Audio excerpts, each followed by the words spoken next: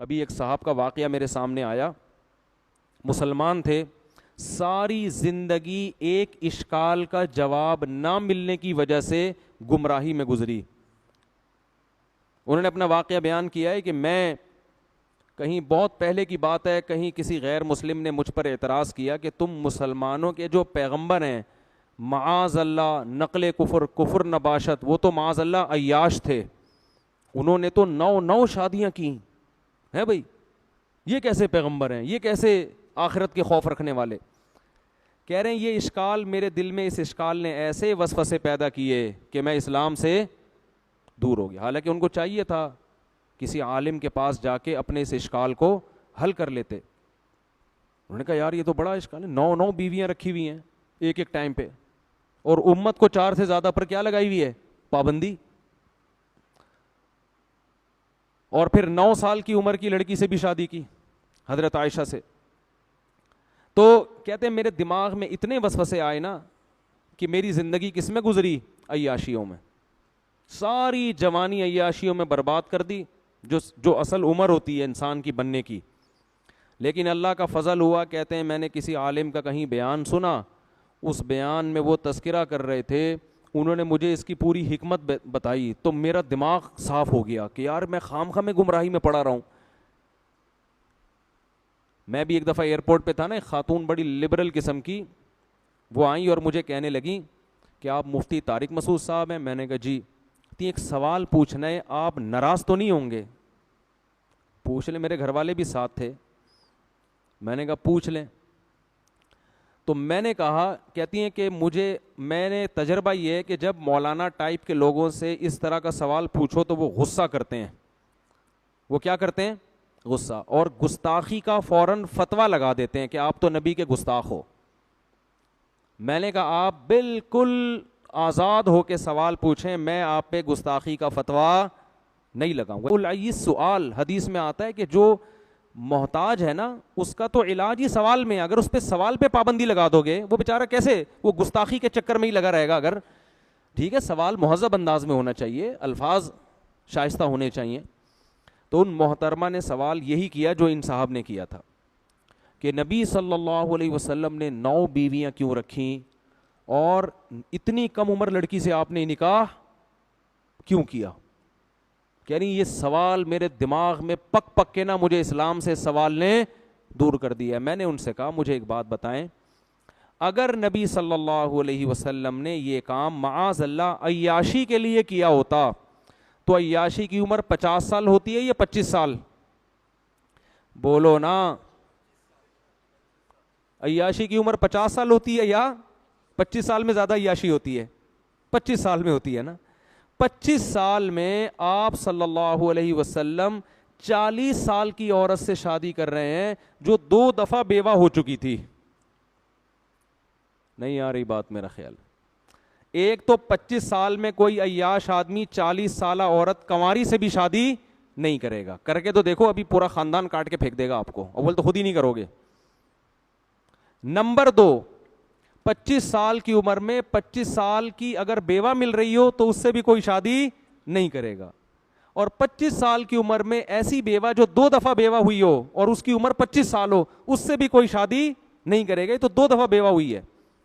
تو نبی ایسی خاتون سے پہلی شادی کر رہے ہیں 25 سال کی عمر میں جو بیوہ بھی ہے، 2 دفعہ بیوہ، اور عمر بھی کتنی ہے، 40 سال. اور عرب میں 10 بیویاں رکھنے کا رواج تھا. یہ تو اسلام نے 4 پہ آ کے باؤنڈ کیا ہے. 10 بیویاں رکھنے کا رواج تھا، مگر 15 سال جو جوانی کا بہترین حصہ ہے وہ اسی ایک عورت کے ساتھ گزار دیا، دوسری شادی نہیں کی. بہت مشکل ہے بات سمجھانا. اس سے صاف پتہ چلتا ہے کہ ہمارے نبی کے مزاج میں عیش و عشرت بولو نہیں تھا. حالانکہ عرب میں کم عمر لڑکیوں سے شادی کا رواج بھی اور 10 بیویاں رکھنے کا رواج تھا. بہت سے صحابہ مسلمان ہوئے ہیں نا، تو جب اسلام قبول کیا ان کے نکاح میں 10 بیویاں تھیں. آپ نے فرمایا 4 کو رکھو، باقی سب کو کیا کر دو، چھوڑ دو. 4 سے زیادہ کی اجازت نہیں ہے. تو جس ماحول میں 10 بیویاں رکھنے کی اجازت ہے، جس میں آپ کو آفریں کی جا رہی ہیں کہ آپ اپنے مشن سے پیچھے ہٹ جائیں، عرب کی سب سے خوبصورت ترین عورتوں سے ہم آپ کی شادی کرا دیں گے، لیکن آپ صلی اللہ علیہ وسلم فرماتے ہیں کہ میرے ایک ہاتھ پہ چاند اور ایک پہ سورج رکھ دو گے میں اپنے مشن سے پیچھے نہیں ہٹوں گا. اور 15 سال آپ نے 40 سالہ بیوہ کے ساتھ گزار دیے, جوانی کا بہترین حصہ, جبکہ کلچر اور ماحول اور معاشرہ آپ کو زیادہ شادیوں کی پرمیشن کیا ترغیب دے رہا ہے. اس زمانے میں کلچر تھا, ایک کو معیوب سمجھا جاتا تھا. پھر جب آپ کی عمر 50 سال ہوتی ہے اور ہجرت کا وقت آتا ہے, اس وقت آپ دھڑا دھڑ نکاح کرتے ہیں. یہ صاف بتانے کے لیے کہ آپ نے جو اتنی بیویاں رکھیں یہ اپنے مزاج یا معاذ اللہ عیش کی وجہ سے نہیں, بلکہ اسلام کے حکم کی وجہ سے, کیونکہ اسلام کے احکام نبوت کے بعد اور ہجرت کے بعد آنا شروع ہوئے ہیں. ہجرت سے پہلے اسلام کے تفصیلی احکام نہیں آئے تھے. بات آ رہی ہے سمجھ میں؟ اور پھر ان 9 بیویوں میں بھی صرف ایک کنواری ہیں, باقی 8 کیا ہیں؟ طلاق یافتہ اور بیوہ. جبکہ عرب کا کلچر اجازت دے رہا 10 بیویاں رکھنے کی بھی, تو آپ نے 9 رکھی, وہ بھی 50 سال کے بعد. اور امی عائشہ رضی اللہ تعالی عنہا فرماتی ہیں مجھے کسی سوکن پہ حسد نہیں, رشک نہیں آتا تھا مجھے اپنی کسی سوکن پہ, کیونکہ مجھے پتا تھا نبی کو سب سے زیادہ محبت کس سے ہے؟ مجھ سے. فرمایا مجھے اگر آتا تھا نا تو خدیجہ پہ آتا تھا, 40 سالہ بیوہ پہ ہیں بھائی, جن کا انتقال ہو چکا تھا. نبی موت کے بعد بھی ان کو یاد رکھتے تھے. ایک دن امی عائشہ نے فرمایا یا رسول اللہ بڈھی عورت سرخ جبڑوں والی, آپ اسے کیوں سوچتے ہو, اسے کیوں یاد رکھا ہے آپ نے؟ آپ صلی اللہ علیہ وسلم کو غصہ آ گیا. تو جو عیش پرست ہوتا ہے وہ اپنی بوڑھی بیوی کو یاد رکھتا ہے؟ بولو ہے بھائی, وہ کبھی یاد نہیں رکھتا. امی عائشہ فرماتی مجھے اگر غیرت آتی تھی نا, غیرت جیسے عورت میں ہوتا ہے نا کہ بھائی, تو وہ قسط پہ آتی تھی. وہ نبی کی حضرت صفیہ رضی اللہ تعالی عنہ حسن و جمال میں مشہور تھیں. حضرت عائشہ کا حسن و جمال نہیں تھا. حضرت عائشہ کو نبی سے جو یعنی اتنا نہیں تھا, نبی کو جو امی عائشہ سے محبت تھی وہ آپ کی علم اور فقہی بصیرت اور ذہانت کی وجہ سے تھی. ذہین بے انتہا تھی, اس لیے محبت تھی. ورنہ آپ صلی اللہ علیہ وسلم کی دوسری زوجہ حضرت عائشہ سے زیادہ خوبصورت تھیں, لیکن اس خوبصورت بیوی پہ حضرت عائشہ کو رشک یا غیرت نہیں آتی تھی. ان کو پتا تھا نبی کی طبیعت ان کی طرف زیادہ مائل نہیں ہے, اگرچہ وہ خوبصورت ہیں. نبی مجھ سے زیادہ محبت کرتے ہیں کیونکہ اللہ نے مجھے ذہانت دی ہے, علم دیا ہے, اور میں ابو بکر کی بیٹی ہوں. لیکن امی عائشہ فرماتی ہیں مجھے اگر غیرت کسی زوجہ پہ آتی تھی, یعنی غیرت کا مطلب جیسے سوکن میں ہوتا ہے نا کہ کاش وہ زوجہ آپ کی زندگی میں نہ آتی, وہ کس پہ؟ خدیجہ پہ. ایک ہندو نے لکھا ہے, میں نے خود پڑھا ہے ہندو کی کتاب میں, ہندو نے لکھا ہے کہ اس قدر اپنی پہلی بیوی سے محبت کرنا جس کی عمر بھی زیادہ ہو, یہ عیش پرست آدمی کا کام نہیں ہو سکتا. اور امی عائشہ نے جب فرمایا نا کہ آپ ان سے اتنی محبت کیوں کرتے ہیں, فرمایا اے عائشہ اس نے مجھے اس وقت سہارا دیا جب میری قوم نے مجھے دھتکار دیا تھا. تو آپ ان کی کوالٹیز دیکھ رہے ہیں, صفات دیکھ رہے ہیں.